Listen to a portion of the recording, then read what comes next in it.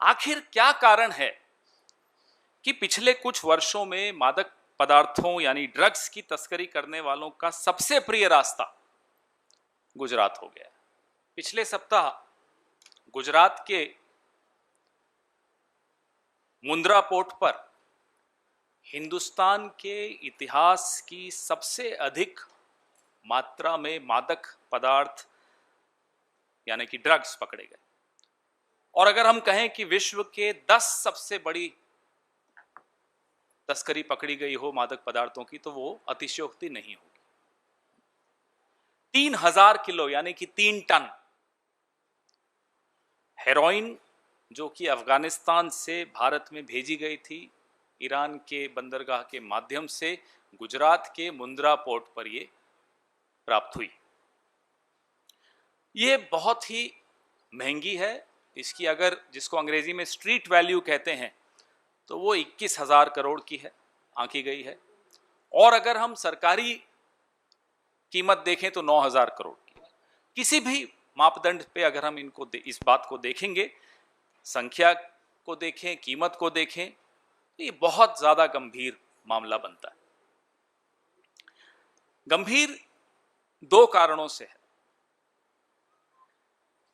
न केवल भारत के नौजवानों को, कई पीढ़ियों को नशे में झोंक कर बर्बाद करने की ये साजिश है, वो तो एक सबसे महत्वपूर्ण, सबसे गंभीर मामला है ही, लेकिन इसे बेचकर, भारत में बेचकर, भारत से ही अर्जित पैसे को इस्तेमाल करके भारत में ही आतंकी गतिविधियों को भी इससे फंड किया जाता है, ये पैसा वहां लगाया जाता है। इसलिए बहुत ज्यादा गंभीर मामला है।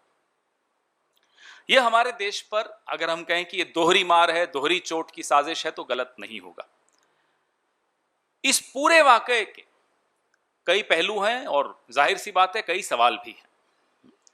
आखिर क्या कारण है कि पिछले कुछ वर्षों में मादक पदार्थों यानी ड्रग्स की तस्करी करने वालों का सबसे प्रिय रास्ता गुजरात हो गया?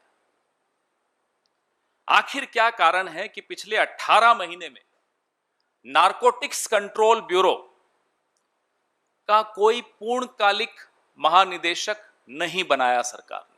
ये सबसे महत्वपूर्ण विभाग है, सबसे महत्वपूर्ण एजेंसी है सरकार की, जो कि मादक पदार्थों पर निगरानी रखती है। उसका आपने 18 महीने से कोई पूर्णकालिक महानिदेशक क्यों नहीं बनाया? और माफ कीजिएगा, नारकोटिक्स कंट्रोल ब्यूरो को आपने अपनी खुदरा राजनीति का माध्यम बना दिया, रिटेल पॉलिटिक्स। आखिर क्या कारण है कि पिछले 7 वर्षों में सबसे ज्यादा ड्रग्स की तस्करी गुजरात राज्य के रास्ते से हो रही है? और ये जो वाकया जिसके बारे में मैंने आपको अभी बताया, पिछले सप्ताह का जो वाकया था 3000 किलो, इस खेप का क्रेता, बायर का पता विजयवाड़ा का है, जो कि आंध्र प्रदेश में है। वहां भी पोर्ट्स हैं, ओडिशा में भी पोर्ट्स हैं, तमिलनाडु में भी बंदरगाह हैं। गुजरात के बंदरगाह पे आंध्र प्रदेश के एड्रेस की कंपनी ड्रग्स मंगवाने में महफूज समझती है अपने पदार्थों को कि वहां से आना संभव है। आखिर कारण क्या है कि तस्करों को गुजरात के पोर्ट्स, जो कि निजी पोर्ट्स हैं, अडानी समूह के पोर्ट्स हैं, वहीं उनको क्यों लगता है कि आसानी से निकाल लेंगे?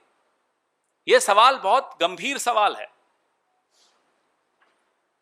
आखिर क्या कारण है कि 2 ग्राम ड्रग्स अगर आपको बंबई की फिल्म इंडस्ट्री में प्राप्त हो जाते हैं, तो हमारे मित्र मीडिया कर्मी यहां बैठे हैं, तमाम मुद्दे देश के दरकिनार कर दिए जाते हो, कोविड हो, बेरोजगारी हो, किसान हो, और पूरी फिल्म इंडस्ट्री को कटघरे में खड़ा कर दिया जाता है। लेकिन 3000 किलो उस राज्य में बरामद होना, जिस राज्य से प्रधानमंत्री आते हैं, जिस राज्य से गृह मंत्री आते हैं, और वो एक निजी पोर्ट पर बरामद होना, मैंने तो अभी तक कोई डिबेट नहीं सुनी। आप में से किसी ने सुनी हो तो मुझे बताइएगा। विनीत भाई आपने सुनी हो, प्रणव जी आपने सुनी हो, बताइए किसी ने सुनी हो। कोई चर्चा नहीं, चुप। आप अखबारें छान लीजिए, तो बहुत कम अखबारों ने हिम्मत जुटाई इस पर कुछ लिखने की। ये वही मीडिया, ये वही एजेंसीज, ये वही सरकार 2 ग्राम पे पूरी फिल्म इंडस्ट्री को कटघरे में खड़ा कर देती है, जैसे कि पूरी फिल्म इंडस्ट्री ड्रग एडिक्ट हो गई। यहां चुप्पी क्यों? आखिर क्या कारण है कि यहां सब चुप हैं? पूरी पीढ़ी बर्बाद होने की कगार पर, उसके खिलाफ साजिश रची जा रही है, और हम और आप चुप बैठे तो ये पाप की बहुत बड़ी भागीदारी हम पर भी आएगी।